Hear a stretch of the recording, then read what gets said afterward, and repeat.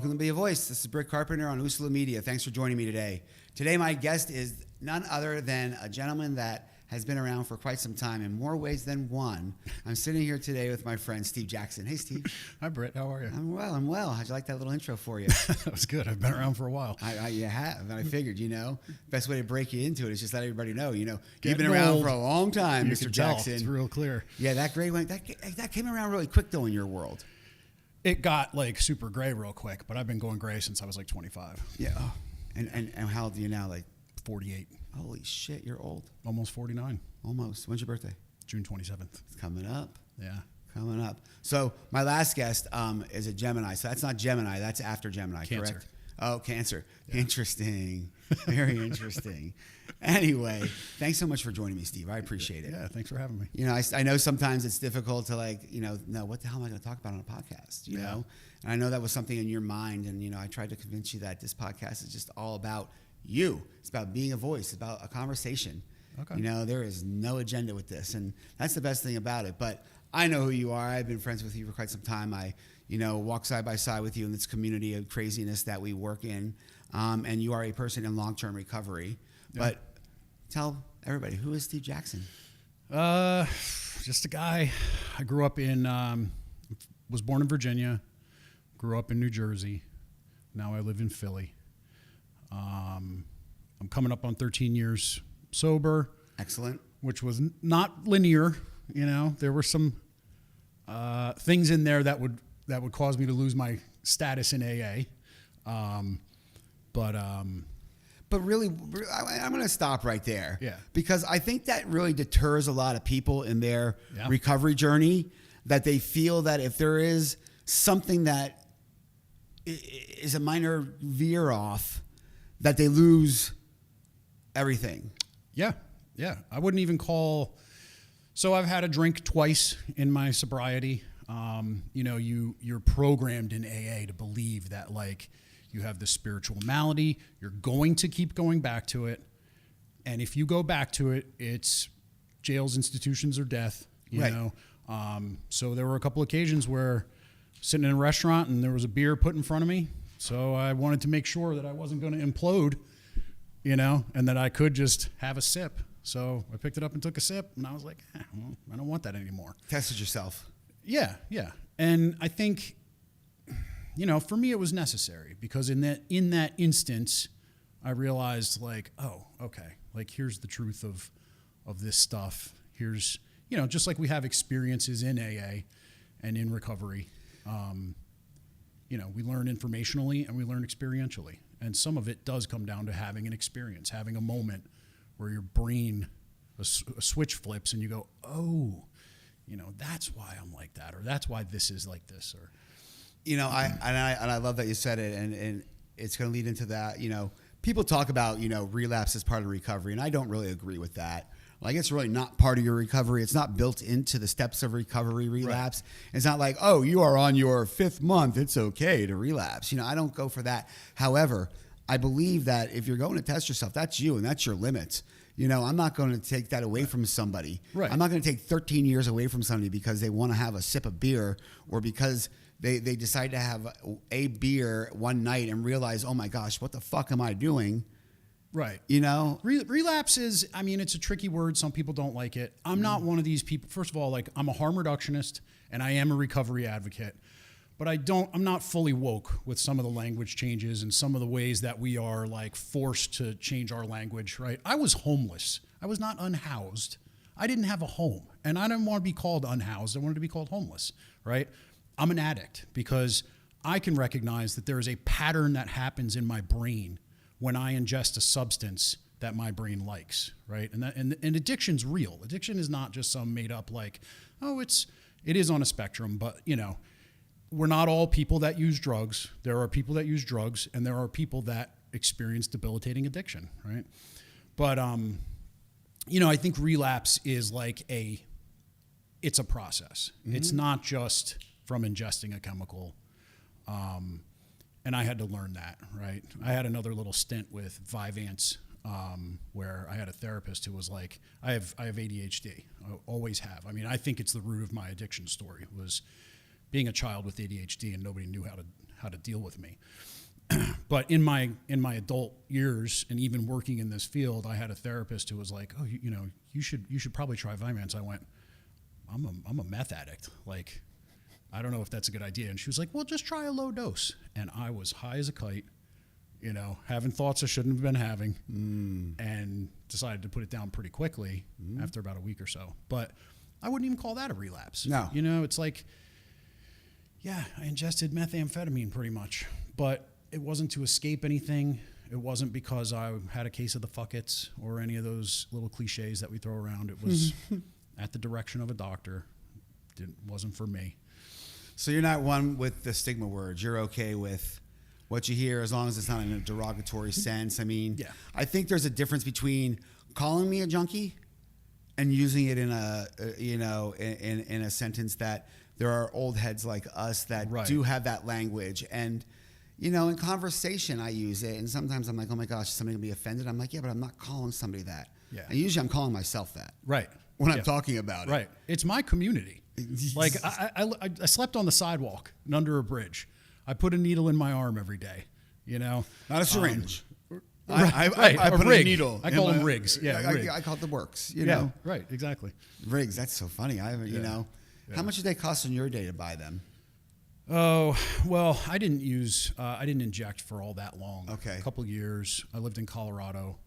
They were called rigs. They were also free. There was a syringe program out there. Colorado was pretty happening before anybody else, wasn't it? Yeah. Where in Colorado were you? Boulder. well- Boulder and Denver, but mostly Boulder. Boulder has a huge homeless Yeah. community, one of the largest around. And then Denver, on the outskirts of Denver, on the way to Boulder, they have one of the largest homeless shelters out there. Yeah. That I used to work very closely with when I got into my recovery. Okay. Great programs out there. Yeah. People in Boulder are living in vans, Yeah. living on the street. It's crazy Yeah. out there. What took you out to Boulder? Oh, This is where we're going with the story, man. yeah. So I grew up in Jersey. Sorry. Had a debilitating alcohol and cocaine problem. I mean, it was as soon as I What started, age? 21 through, I think I moved to Colorado when I was like maybe 30. Were you a good 31. kid in school and stuff? I was a good kid, like in terms of moral compass and being kind. I was always a sweet kid. The ADHD, though, didn't help with the behavior and I didn't attitude. do well in school. Mm-hmm. I grew up, I won't say too much about my family because my parents are still alive and I love them dearly. But I grew up in kind of a rough environment. We didn't have any money. I mean, trailer park poor when I was a little kid. My mother remarried and my stepfather had a good job. And so, good income, like good income. So we moved to North Jersey. And they did their best. I mean, they were Parsippany, North Jersey? Maplewood, South Orange. Oh. Good little. So Brick? No, way far north. Like Brick Township, though. Like Yeah. that way. What's the name of that mall out there all the rich people go to? Short Hills Mall. Yeah, exactly. That's Oh, where you okay. were. Okay. Yeah, that's where I was. See, I knew it. Essex County. That's the way I Yeah. test people to see if they're really from that area. So. Yeah, Essex County. But I was always upset. I was an upset child. Like everything broke my heart. I was born with a broken heart, I used to say. Very empathetic, but not really able to express myself. I had avoidant ADHD, so I aced every test my entire life, but could never do the work, could never do the homework, could never complete tasks that weren't on a list. You were bored, probably. Well, yeah, that probably had something to do with it too. You got bored. Probably didn't have that right, thing to focus you. Yeah. The way we educate children in this country is crazy to me. It's crazy to ask them all to sit down. So now I have a 7-year-old daughter, and she's over at Franklin Town Charter, and I see the way that they move these kids around in the classroom. Every 5 to 10 minutes, it's a new thing.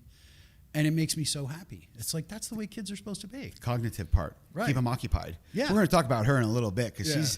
she's like in her own, She's amazing. But best. so you're in Jersey. You're living there. You're living in a nice part of Jersey. Living in a nice Maybe part of from Jersey. Trailer Park Trash to Short Hills Mall Right. area. Very confused about what's important in the world. started noticing in high school that like when you wear nicer clothes, you get more attention. But I wasn't, by the time I got to high school, we had moved like 5 times. We lived in a couple places in Virginia, North Carolina, to New Jersey, 2 houses in New Jersey. The high school that I went to was probably the 8th school that I was enrolled in my life. So I didn't have roots. I didn't have friends. All I wanted in life was to be on skates or a bike or a skateboard and feel the wind on my skin and be alone, but I didn't know at the time what loneliness that brought with it, always isolating. We didn't know as children what isolation was. Right. We just thought it was cool to be by ourselves. Yeah. Because I could let my thoughts run. I could do what I wanted to do. And, the intersection of imagination and like, I've always been like a big thinker who loved to figure things out. You know what I mean? Mm-hmm. Reading books on chaos theory and history was never my thing, but like math and figuring systems out, entropy and all this stuff when I was a little kid. So in my 20s, in high school, I worked in a bicycle shop. Bike mechanics was like the perfect job for me, perfect thing for me to spend my time doing. A customer at the bike store hired me to be a estimator for a real estate development firm that he worked for. So I worked in Manhattan for about 8 years as an estimator, worked my way up to like assistant project manager, doing project management stuff on huge construction projects in Manhattan. But all the while, drinking and sniffing coke 24 hours a day. Sort of what goes along with working in Manhattan. I guess so. Yeah. And it was bad. I mean, I got 5 DUIs.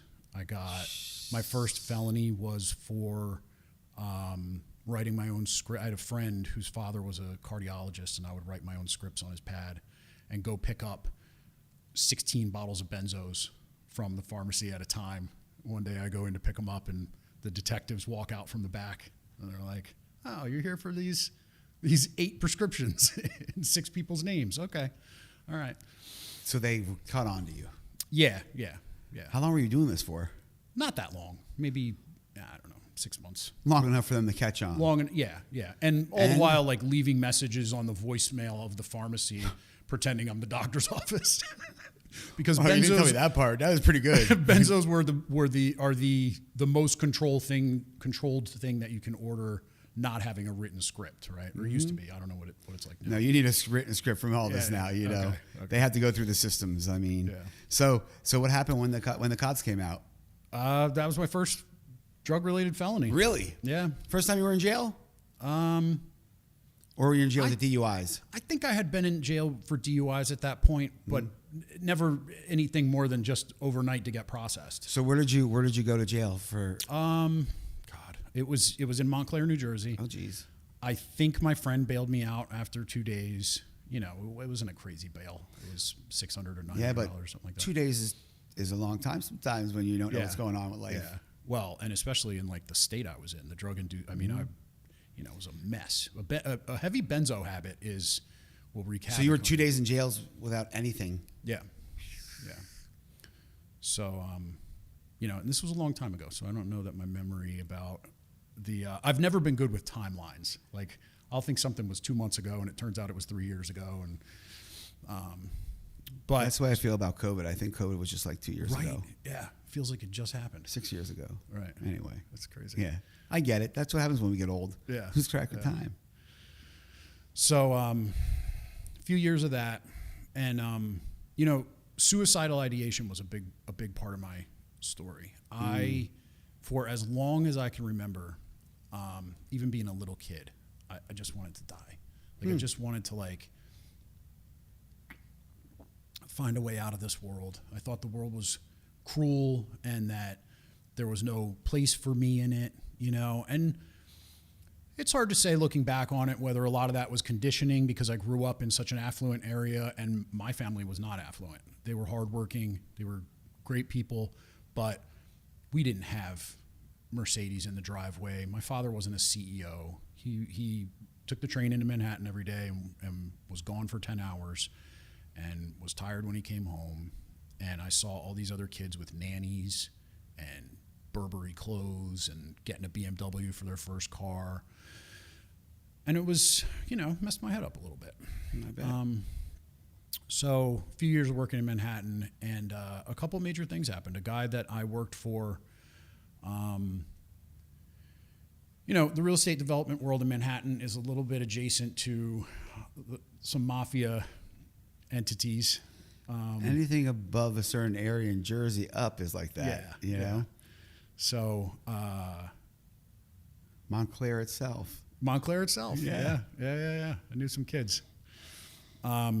So a guy that I worked closely with, he was a window manufacturer, and I worked in his office.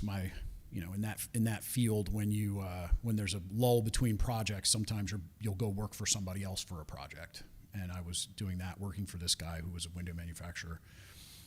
He owed my real boss a bunch of money, and went home and killed his whole family, and then killed himself. And it was a big shock to the system, between that and 9/11. A little bit of trauma. Yeah, trauma. And for somebody who's already depressed and has always thought suicide was a way out of their situation, and I'll say 9/11 was a big, I remember standing at the bottom of the buildings. I still had a job at that point, and I was late to work that day. And I was also late to work the day, a year and a half later, when the power grid went down. And everybody in Manhattan, we all thought they got us this time. Mm-hmm. It was after 9/11, they got us. That's it. Everybody's walking across the George Washington Bridge, going down to the tunnels. So 9/11, I'm watching people jump out of that building, just crying, wishing it was me. You know what I mean? I'm a piece of shit. I'm the worst kind of human there ever was. Like, God shouldn't even make them like me. And these fine individuals who all have careers and children across the bridge, and they're having to choose between burning alive or jumping out of a window. How am I still here? Why am I still alive? So a friend of mine who I lived with, who had a debilitating crack habit, between the coke and the crushed up pills and the crack in the house and all the alcohol, neither one of us were employed at this point. We lived in an apartment building that his father owned. We decided we were going to go to Colorado to his father was building a home in Colorado, in Estes Park. We decided we were going to go there, or we were going to kill ourselves. We're going to get sober or die trying, We had both been to AA meetings. We had both been in outpatient treatment before. Just couldn't get any footing at all. And this is in the early 2000s, I guess mid 2005, 2007. We didn't have Medicaid inpatient treatment services like we do now, especially here in Philly. 23 treatment centers to choose from. Who would have thought? So that was kind of it was like, AA doesn't work for me. We have to go to the middle of the woods, to the top of a mountain, to stop drinking, or that's it. Was that your rationale to go to Boulder? Yeah. That was what it was? Yeah. Especially, after all the trauma you experienced at 9/11, I mean, that's crazy trauma to begin with, let alone dealing with the trauma prior to that and everything in life. Yeah. How soon after that was it that you took off? To Colorado? We hopped on a train and went across the country. I mean, neither one of us had much, but, I probably had a couple grand in my checking account from... Did you have a plan? My plan was to die. That was my plan. His plan was, we'll go stay with his dad. His dad's building his dream home in retirement in Estes Park, and his dad will help us get sober. My family was, they put up with a lot from me, don't get me wrong, but they were very stay away from us till you get better. Your behavior is unacceptable. Stay away. Old school mentality. Yeah, right. And I respect it. Absolutely. I was toxic. I couldn't be in their home without screaming in their face or finding some way that I had been a victim of their behavior. And these are just two great parents who didn't understand what was going on with me and never really understood what was going on with me. Which is another big part of my childhood was I was medicated for as long as I can remember. The ADHD thing, I wouldn't say super young, not like 6 or 8, but I would say probably 10 or 11, they started putting me on medication. So I had been on by my early 20s, I had been on every antipsychotic, every stimulant, every antidepressant, all of it. You already didn't have a childhood. Right. Yeah. You didn't have any growing years or formative years because anytime that you're supposed to develop, all those drugs were prohibiting it. Yeah. Yeah. And I was never, I don't know if taught's the right word. I was never given the space to process how to think, how to just be a human. It's very common with people with ADHD. What they'll do is they'll just medicate, over-medicate, Yeah. and they don't give them the tools, like almost like occupational therapy, Yes. to be able to process what's right or wrong. I mean, they don't realize that there's a lot of stimulus that's involved. Yeah. And that's why people isolate, because they don't know how to handle the stimulus. Yeah. So that really sucks. I'm sorry to hear that. Yeah. I mean, well, because it really is a downfall in our society. I mean, let's face it, our healthcare system, especially with mental health, is a downfall. Yeah. We talk about addiction, and look how it fails us. Yeah. Addiction fails. But that's also, they send them away for treatment, but they don't talk about mental health during treatment. We don't ever talk about mental health in treatment. Right. Unless your insurance is that good. Right. Right. So anyway. Right. And in that way, I wonder whether we're fucked as a society. Oh, we're fucked as a Because society. we are focusing on all the wrong shit.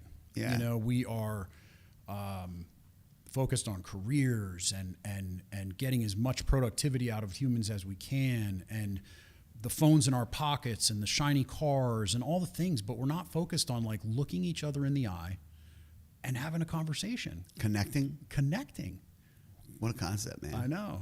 It's And it's funny you say that, because as addicts, as individuals in recovery, that's what our downfall was. Yeah. We didn't know how to connect. Yeah.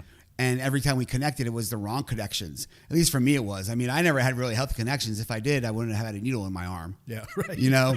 And I mean, literally walking around with a needle in my arm. So, you know, I get that. So, you know, Yeah. but you went to Boulder to die. What a hell of a place to go to die. Yeah. And it ended up being the most healing experience of my life. So after a few days of being there, my friend's dad Threw you out because you're unhoused. Yeah, threw us out because we were detoxed. We were shaking, You were throwing tweaking. up. We were in horrible shape, and he was like, "I did not know that it was going to be like this." There might have been some behavior, and I don't know whether my friend was fighting with his father, and sort of. I don't know. I don't remember or know all the reasons why he dropped us off down in town, but he did. He put us in his pickup truck, and he took us down to town, and he said, "You guys got to stay at the homeless shelter, man. This is too much for me to handle." And, It's crazy. it was, I lived under a bridge, in and out of shelters, and in a graveyard. And Was this all in Boulder? Boulder, a little bit in Denver. I lived in Longmont for a little bit. I lived in Fort Collins for a little bit. I lived in Denver for a while. Okay. Cherry Creek. Okay. Yeah, But I had that's a the house. nice, at that's the the nice time. part of Denver. Oh, yeah, I had a really nice place. That's where all the Cherry- athletes are. Yeah, don't rub it in. I actually lived where my balcony overlooked the Penthouse Club. Okay. So, what a great night, blowing lines and doing Valium and, Yeah. heading down to the Penthouse Club. Not me, I was just walking. So, But yeah, I wasn't unhoused, unlike that. But Yeah. so and it's not like the warmest places to be, not having a place to go, man. What do you mean? You mean like The climate itself. Oh, yeah, but I loved it. I've always loved the winter and the cold. Really? And, out there on the Front Range, the whole state is divided by the mountains and the desert. So that line that goes down the middle, when you're on the low side of it, it's sunny 240 days a year and 70 degrees most days. And even when it snows, it's gone in 48 hours. And that's a typical December. yeah, Right. so. Yeah. But, we learned that's when I moved under the bridge and put down 8 sleeping bags and stayed warm with vodka.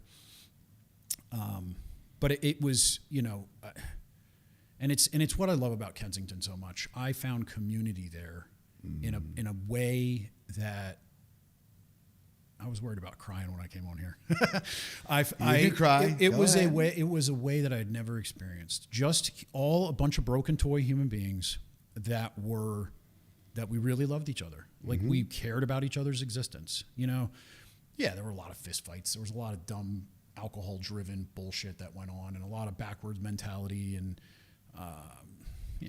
So how did you end up from, you were in Denver and Boulder are a nice place to be unsheltered. It really is. It's people go there just do that Yeah, because it's nice. I know that people will migrate. Boulder especially. Boulder's like the capital for that. Yeah. Very large in that. I know that from being out there. But how did you go from there to Kensington? So, I mean, well, when I was out there homeless in Boulder, it wasn't like it is now. There was the park and Arboretum and Central Park, which they've redone, wasn't completely jam-packed with tents and folks living outside. Oh, it was okay. hard. You would get a ticket for sleeping under a sleeping bag, Yeah, you can't camping ticket. They were handing out open container tickets, and you would pay them off by going to jail for 2 days. It was a war against the unhoused community when you lived on the sidewalk. Very different now. Very different now, right? Now I think they legalized. I would go to jail for a little bit of drugs or an open beer. Now you can have up to 2 ounces for personal use. It's nuts. Mm-hmm. So lived on the streets for a few years. Met a girl, got sober together, lost that sobriety together. Back on the streets. Somewhere in there, found methamphetamines. Right, put down the opiates, put down the alcohol. Started going to AA meetings. Still didn't understand what they were doing in there. You know, I would just hear all the tropes and hear all the stories, and I would be like, I can't relate to these people. This isn't my thing. But they tell me to keep coming back, so I do. You know, I can't understand it today. Still, I get so. right. Yeah. We're not going to get into that though. So, well, I mean, so I have a little bit to say about it. So I just happened to be the guy out of my little crew that could purchase drugs in bulk for all of us, and be the guy that would say, you have to give me this much for this much because we all need more for tomorrow or the next week. And it got bigger and bigger, and the next thing you know, I'm like an enterprise drug dealer is what the DA called me. The DA?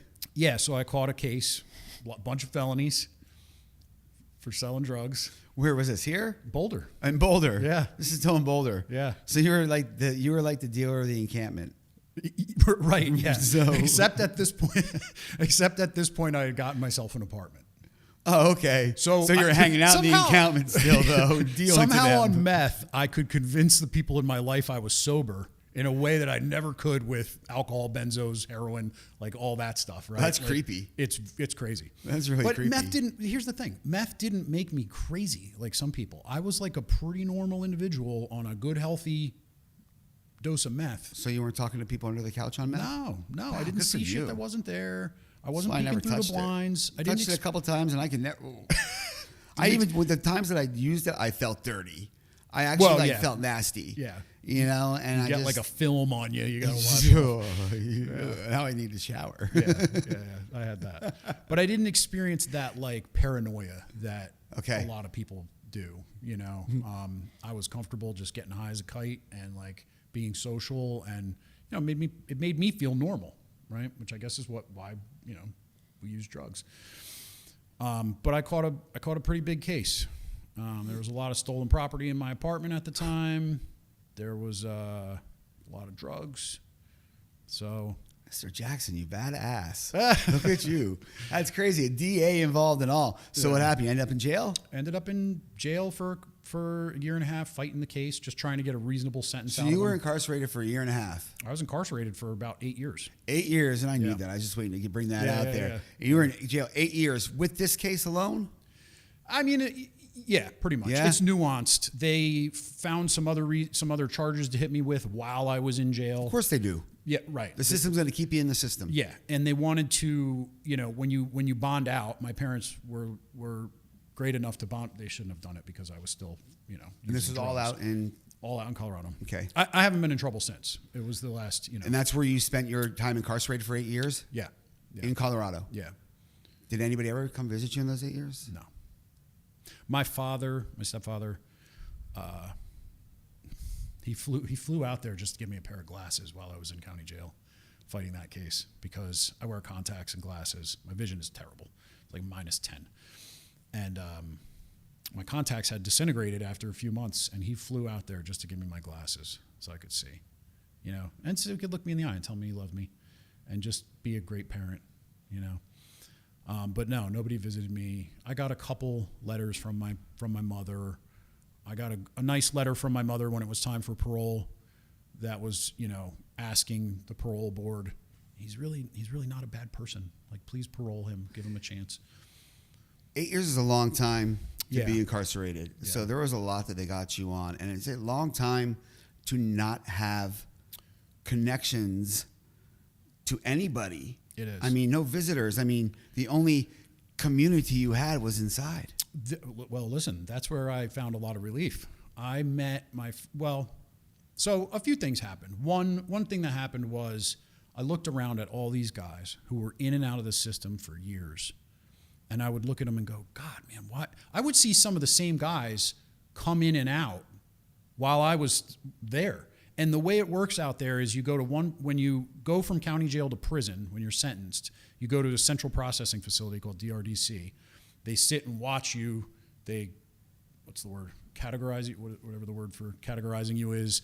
And then they figure out what facility they're going to ship you to, and they ship you out to your quote unquote home facility.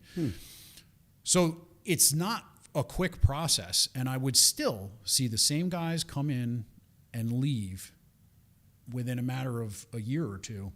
Revolving door. Yeah, revolving door. And I would go, man, I don't want to do that. Like, I have to find a way to get out of this desperate place I'm in, right? And then the other thing that happened was one day I had this cellie. He taught me how to tattoo. And we were sitting in the cell, and I don't remember exactly how the conversation went, but I went, man, how do you deal with some of this stuff so well? He was doing like 20, 25 years or something like that. And he went, dude, you don't have to be miserable. Like, I was miserable. I would put on a fake face when I was out in the pod with everybody, but as soon as we would lock down, I'd be just miserable, And he was like, read this book with me. Read the big book of AA with me. And it was just the two of us. And we read the book. And they would have AA meetings at the facility that I was at, Sterling Correctional Facility. But they weren't regular. Wasn't daily. Wasn't even weekly. It was whenever they could figure out a way to come in, and you had to get on the list. And if you missed signing up, then you didn't get to go to that one. And it wasn't easy, right? But we read the book together, and we went through the steps best we could in a prison cell together.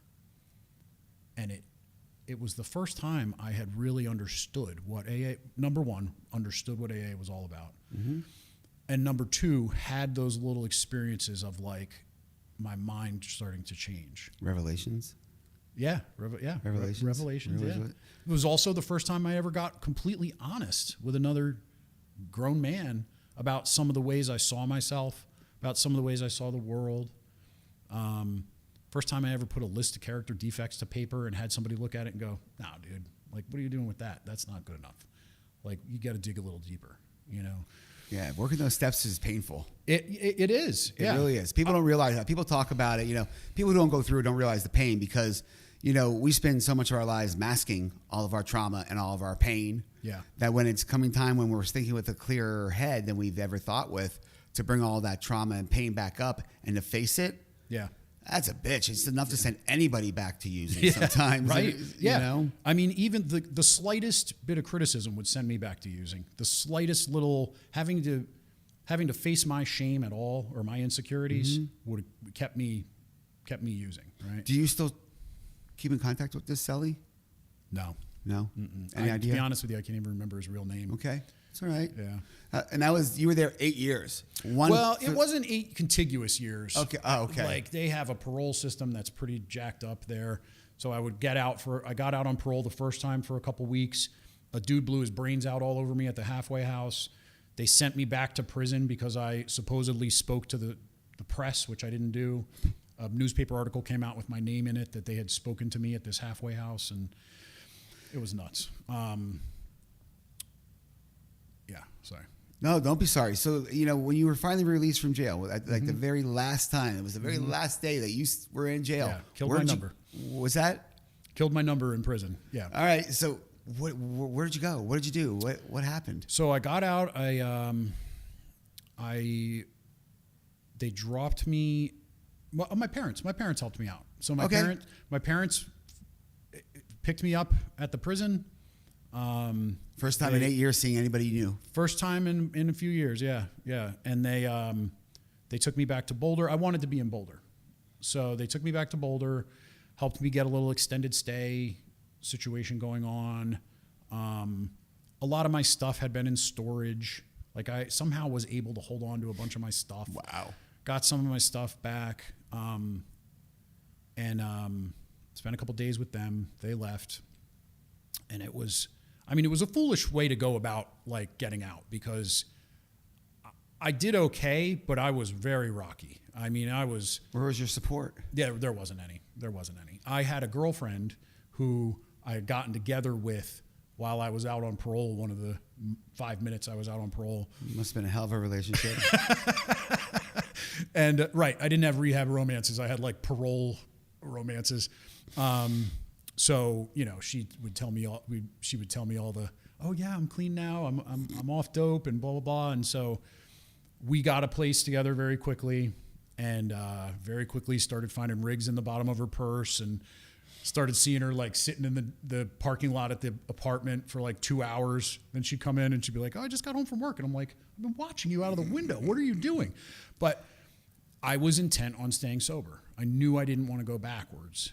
And as much as I loved her, as much as I was attracted to her, as much as we had that chemistry that only drug addicts can have together, I left. And where did I go? I went to a guy's home who was a meth cook from before I went to that I knew from before I went to prison. So you jumped right back into the fire. Well, another situation where he was, I'm sober now. But I'm still cooking meth up. No, he wasn't. Okay. Not anymore. All My right. mom had, his mother had left him a home in Las Vegas. So my girlfriend was all jacked up and things weren't looking good over here. I fit as much stuff in the trunk of my car as I could, and I drove to Vegas. And we fixed up a house together, and I worked at another bike store, and it turned out he didn't own the house that he had invited me out there to fix up. His sister did. And then she and I turned out to be great friends. She had 2 sons around my age. But I found recovery. Because I had a support system. All right, so you found recovery in Vegas? Yeah. Hell yeah, a good place for you. built on addiction, and nobody wants to admit gosh, it. I used to fly out to Vegas just to prove to myself I could come back alive Yeah, sometimes, yeah. you know? Yeah. That's awesome. Yeah. What year was this? Oh God. I don't remember. So when did you end up in Philly? 2017. How'd you end up here? So after Vegas, so Wanda sold the house that we had fixed up. Okay. I was didn't know what I wanted to do with myself. I went back to school for social work. So in this time of you getting clean and I lived in Vegas for 3 years. So 3 years in Vegas, you went back to school for social work. Yep. So you went back to school, you bettered your life in 3 years, you started fixing up a house, you sort of just like threw yourself into your sobriety or recovery. Yeah. Whatever Yeah. you want to call it. I don't care what you call it. Yeah. You know, whatever it is, keeps you alive. Yep. Did that social work out of all things. Isn't it interesting how we spend so much of our lives as fuck ups because nobody ever takes care of us or we don't know how to take care of ourselves that we end up going back to school or something to take care of others? Yeah. That's Well, sick. and I always looked back at my addiction and just that whole, I looked back at my life and I went, man, how did it get like that? How did I get like that? I didn't come from, there's addiction in my family, don't get me wrong. There's alcoholism. But like, this was a wild ride. Same here. Yeah, right. I'm almost like a little pissed off that nobody else is sharing on what I've gone through, you know? There's drinkers and their wine, but like nobody else can relate to the drug experiences in the streets and stuff. And that pisses me off a little bit. So I get it. Yeah. Oh, yeah, And the whole time I was always like, why was there never but anyone to like hold my hand? Why did no one ever come into my life that could understand me and help me out? So I wanted to be that person for people. And that's still kind of what drives me, but I just feel like look, I love the 12 steps. I do. I love AA and all the bullshit that comes with it. No, I don't. It's toxic. I don't want to be around it anymore. You know what I mean? It turns out you can graduate that program, but we don't have anything to fill the gaps. It's either 12 step or you're on your own. You know what I mean? And you're doing what we're doing. And these days there are plenty of supportive services, right? We have CRSs that are out in the community that can bill Medicaid for their work. The organizations that are running them, could maybe use a little help. But we have plenty of peers embedded in the system that are great people that are doing great work. You came here to the open air drug trade of the country to do social work and continue your sobriety and be clean. You ended up in Philly? Yeah. So when I moved back to Boulder from Vegas, it was my first job in the field. I worked for a homeless youth, an organization that served homeless youth. And one of the 3 sites that they had an overnight shelter site. They had a site that was for foster kids that were hard to place or that slipped through the cracks, like older foster kids. And they had a Housing First modeled apartment building in downtown Boulder on the Pearl Street Mall with like 30 units in it, brand new building. So I was direct care staff, just like a tech, but they would allow me to run groups. They would allow me to do like the community dinners. I was starting to wrap my head around harm reduction principles because it was fentanyl had just hit the scene. This is in like 2018. Had just hit the scene in the street supply. Right. And kids were dying in their apartments. And they were buying heroin that was laced with fentanyl. And so I started testing their drugs when fentanyl test strips came out. And I would buy it from them. If it tested positive, I'd be like, go get another bag. So they weren't illegal there at the time? They were not illegal, no. Like they were here? The test strips. Like the test strips were illegal? Test strips were illegal? They were illegal here for a while, yeah. Oh, my God. Oh, yeah, there was That's legality insane. against test strips in certain states. That's crazy. Oh, yeah, you couldn't, yeah, they were there, yeah. Yeah. That's crazy. Yeah. It was pretty intense how they were like trying to fight, trying to keep people alive. Right. Yeah. That's nuts. So, that job was full of its own challenges, right? I learned very quickly that Housing First doesn't work. No. It's not a good model. It breaks my heart that so many people think that you should just give away housing and it's going to fix our problems. But you could give away housing if you give away everything that goes with it. Any type of wraparound services. You have to have that built-in program and care. You have to have the mental health services. You have to have the warm handoffs from org to org. You've got to be able to monitor that and ensure that they're doing everything they're supposed to be doing. And they don't do that. What they do is they put somebody in the house and they say, check. Yep. Another one. Yep. Tracking the wrong metrics, as usual. Yep. So I did that for a while, and I think I had trouble processing. The CEO of the organization, I don't think he was a bad guy, but he went about things when the kids started dying. I would say we were on our 3rd or 4th overdose in a single unit little studio apartment, and we wake up in the morning and a kid's dead. He hired a PR firm instead of honoring these kids' lives. He hired a PR firm to like clean up the mess so that the community board wouldn't shut down. Little crisis intervention there. Right. So I struggled real hard. So I said, F this, I'm out of here. And at around the same time, I had reconnected with a girl who I knew when I was younger. She actually reached out to me and she's like, hey, I heard you got your shit together and that you work in addiction stuff. And my husband's struggling in this way. And, we started talking. It turns out that they had already separated. And so I fly across the country and we were having like a little bi-coastal relationship for a while. And then I moved in with her in Doylestown.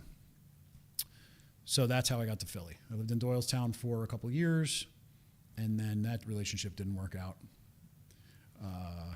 But the best part about it is you were able to integrate yourself into a harm reduction community here. Yeah. I mean, because we are. And, you worked for the city for a little bit. Yeah. You worked for the substance use prevention program for a little bit. You are no longer working for them, correct? Correct. Look Thank God. at your eyes light up. You feel like, the weight you lifted off there. How long did you work for the city? A little over 2 years. Yeah? Not super long. Is it a shit show like they say it is? It is a complete shit show. Yeah? It is. I knew that already. I mean, it's just wanted to hear that from somebody that was actually there on the front lines. It's horrible. I mean, there are a lot of well-intentioned people in there. There are there's some really cool programming. But it's full of ego. It is full of politicians, and the people running the show don't give any shits about what we're doing out there on the ground. Right? Sounds about right. Yeah. Sounds about the city, you know, especially with the leader right now and everything in control there. Yeah. So you worked there. That was a nightmare. Yeah. Yeah. Well, it was great for a couple of years. I mean, I ran a little day pay program. You know my partner. I feel weird about mentioning people's names, but like you met my partner. She's great. We had a little program that didn't have a lot of confines, and we would hire folks just from contacting them on the street, give them a little community for 3 weeks. It was beautiful. It was great. But they hire people that use drugs and then fire them for using drugs, right?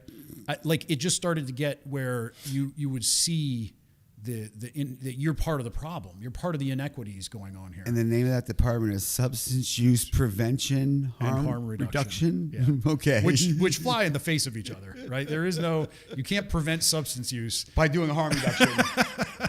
You're not preventing it. You're aiding to it. That's not really aiding. You're just sort of, yeah. That's a pretty messed up thing now that I think about it. Yeah.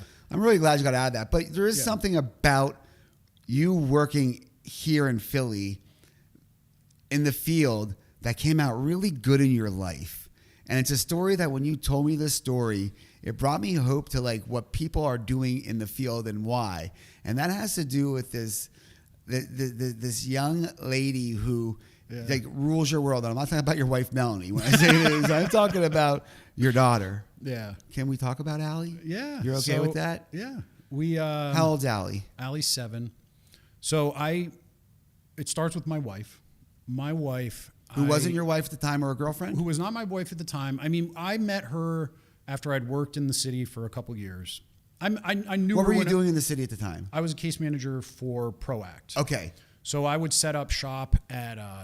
She works for Joy of Living. I would set up shop at Joy of Living for a couple days, see a bunch of patients, clients, participants, whatever word you want to use. I would go to self-help for a couple days and get a bunch of people there that were on my caseload.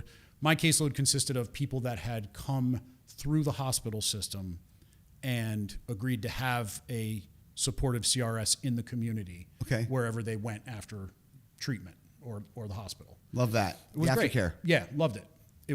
I really did love that job. But so she worked at Joy of Living. That's where I met her, and I would see her interact with people, and I'd be like, man, like she's really good. She's really good with people. But I didn't know anything about her story. Few years went by, and I was single. When I left the last relationship, I decided I was going to, for a whole year, I wasn't even going to look in the direction of a girl. I wasn't going to smoke like dating. A true person recovery. Right. I knew to do that, and it was great, but I was lonely and all that. I'm still doing that after 10 years, so I get it. And Melanie and I just started hanging out, and we would have those conversations like, it's okay to like talk about your trauma, and it's safe with, I just found a level of safety in her that I can't say enough about. Like, she's just an amazing human who nobody's trying to be perfect. There's no performative measures happening in our relationship. We like listen to each other. We want to do better. And it's beautiful, right? So she adopted Allie from a girl who couldn't take care of her, who was out here on the streets. And how did that come about that she adopted her? How did she know that this was a necessity thing, or? I'm not 100%. Like, the backstory is a little bit. They always are, but. Yeah. So she was working with this girl, Joy Living, the mother? No, it was somebody that she grew up with in East Falls. Oh. And she had a few kids and couldn't take care of them. So Melanie's mother adopted one of her kids, and Melanie adopted Allie. And then, I was sitting with Allie one night, and we were reading a book about an adopted kid, and I was like, did you even understand that book? She was 2 or 3, and she's like, yeah, it's just, it's about an adopted kid, and God brought him to a family, and then, just like God brought you to me and brought me to mommy, and it was just like, man, like, this is, like, I don't know. It was just very clear that this was meant to be my child. you know, and I was meant to be her dad. And She runs you. Which is great though, because there is a different Steve when she's around. Yeah. You can see a different person in you. Yeah. So like to see like how you've evolved, or to know that you've come from all that you came from. Yeah. And all that shit you went through. Yeah. And all of a sudden now you're connecting on a positive level with this woman who also keeps you in line. Yeah. You She's know? great for me because somebody has to keep me in line. I will burn things down if you let me. So how old was Allie when she was adopted? 6 months. And she knows her story? Some of it. Some of it. She knows she's adopted. She knows she's adopted. She knows she's adopted. Yeah. And she calls you dad? Yeah. And she calls Melanie mom? Yeah. So that's She calls all. me Steve a lot too. Does she? Which is That's fine. because she runs you. Yeah. That's why. That's exactly why she calls you Steve, you know? And, you know, so this is also, how does that set in your world? I mean, my world is beautiful. You know, it's interesting because I think before Melanie and Allie, I was this very left-leaning, we should burn down all these systems. We need to restart all of this stuff. People are lost in various stages of their lives, and like it's up to us as a society to rein them in, and I was you know, much more of like a harm reductionist that way, you know. But since having a family, I think I see things a little bit more clearly. Like raising a kid and realizing that all humans have agency. Like we all make our own decisions, man. You know, like you can't just treat everybody like they're a victim 100% of the time. And it's not fair to the rest of us that are out like holding down a job and buying houses and being part of community. You know, there's something, and like, you know, the lived experience portion that we very often aren't given enough credit for. We understand like a few secrets about addiction that like you can't get from the outside, which is the selfishness that comes with it. Right. I don't know if, I won't say that everyone was selfish beforehand, but I will say that constantly putting drugs in your system to get a feeling, to modulate the way you feel all the time, makes you a selfish human being. You're constantly caught in your own little world worrying about how you feel and how you're going to get your next high or your next low or your next whatever, right? Would you agree with that? Well, that's good. I never really thought of that, but to hear it, I'm like, yeah, that's a relief to hear somebody say something like that. Yeah. And because, you know, I think everybody looks at it and is like, oh my gosh, I feel bad for them, or I feel sorry for them, or whatever. But we're absolutely selfish. We're looking to kill ourselves. Yeah. Right. You know? Right. Like, how selfish is that? So selfish. So, yeah, I get it. No, but never really heard anybody put it in his perspective. And now that you did, I'm like, oh, man. Yeah. That's It's awesome. a selfish place to be. Addiction is a selfish place to be. And I think some people are genetically predisposed to it, right? The chemical, now we know more about dopamine and glutamate and all these chemicals that run different parts of our brain, and some people experience it and some people don't. And I remember the first couple times I sniffed an oxy or shot heroin, I didn't like it that day. But the next time I tried it, it was like, wow, I've been looking for this. You know what I mean? Like it's and for people who want to know what that meant by sniffing an oxy, like back then it was a lot easier to just crush that up and do a line of an oxy than it was to take the pill, because it hit you a lot quicker. Yeah. And you were like messed up a lot faster. Yeah. And I don't think people understood that, but you know, a true addict, you know, we do. We get it. We can smile about it because I could crush that shit up, you know. Crushing Wellbutrin in jail. Dude, I used to sniff Suboxone. I get it. Yeah. Oh my, Wellbutrin. Yeah. At least you weren't. Oh, horrible. Oh my gosh. It's horrible. So at this stage now, you are also, and we've got a little bit of time left, you're also involved with an organization? The nonprofit? Yeah. Yeah, so Heart of Holli. Heart of Holli. Yeah. That's you and our Ms. Jen Wasco. Jen Wasco. Yeah, she's great. She's a firecracker for sure. Well, it's really Jen and her friend Alex started it.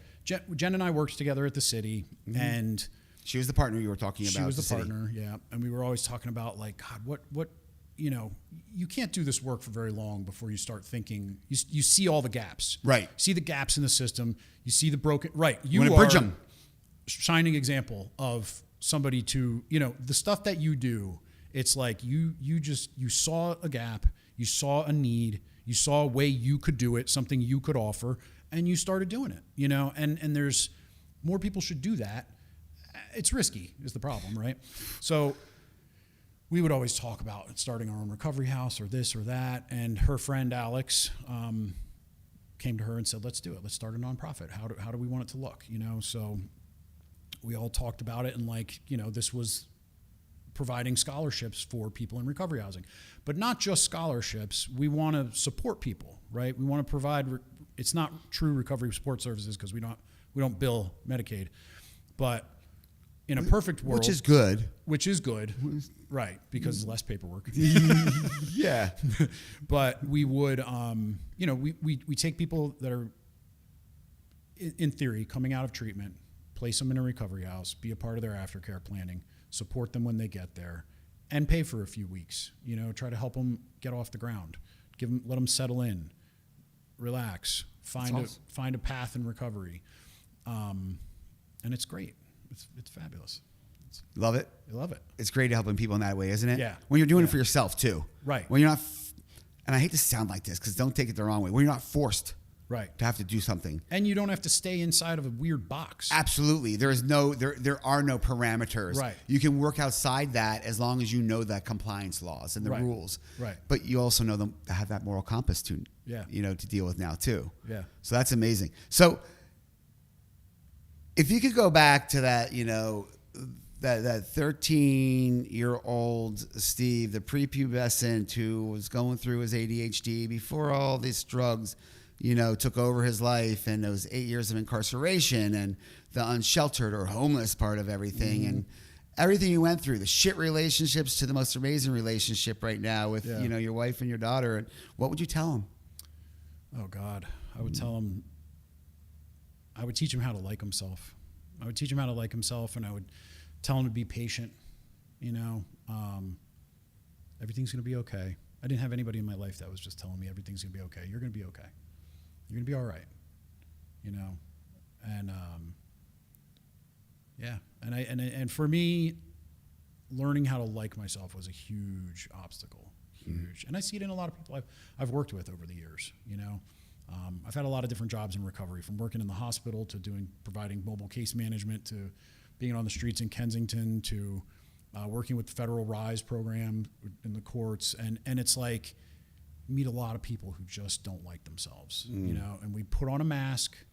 A common denominator amongst us addicts is that we are somebody when we're in front of another human, we are very different than when we are by ourselves. Absolutely. Two versions of us, I always tell everybody I'm the most extroverted introvert you'll ever meet. Right.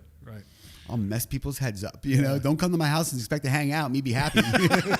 Yeah, I love people. Or just don't come to my house, please. Just don't come to my house. Yeah. How's that? Yeah, I agree. Steve, it's amazing the things you do, the things you've learned, the things that you've overcome. They're like shining examples. And I learned a lot today that I didn't know either about you too. Under that gruff exterior of yours. Do you like yourself now? I do. I like myself because I do decent things in the world. You know what I mean? You recognize that, don't you? Yeah. You know that. And you're not isolating now. You're getting out, man. Yeah. You have become a little bit of a social butterfly in the past few years that I've known you. You've really, which is nice. Those are the connections we talk about. Yeah. That's the community that you mentioned. Yeah. And that's what you're doing. That's what you're building. And, number one, I just love your daughter. I think she's amazing. And I don't like kids at all usually, but to just, bring her over to the garden anytime and she can tend to those chickens and have a blast. I love what you do. I love what you do in the community. I love your attitude. I love the way you shoot straight from the hip at all times. And more so, I love what you're doing with Heart of Holli. Yeah. So if people want to follow that, where can they follow Heart of Holli? Heart of Holli, HOLLI.org. Heart of Holli, HOLLI.org. Mm-hmm. Is there social media that goes with that? We have a Facebook page and group. Yeah. Heart of Holli.